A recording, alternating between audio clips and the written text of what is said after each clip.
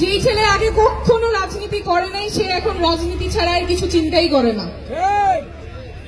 সে রাজনীতি করতো না কিন্তু রাস্তায় নেমে গেছে কারণ তার ভাই রংপুরে আবু সাইদ পুলিশের গুলিতে নিহত হয়েছে। কিন্তু তারপরে সেই পুলিশ আবার বলছে যে না, সেটা পুলিশের গুলিতে মারা যায়নি। সেই ক্ষোভে সেই দুঃখে তারাও রাস্তায় নেমেছে।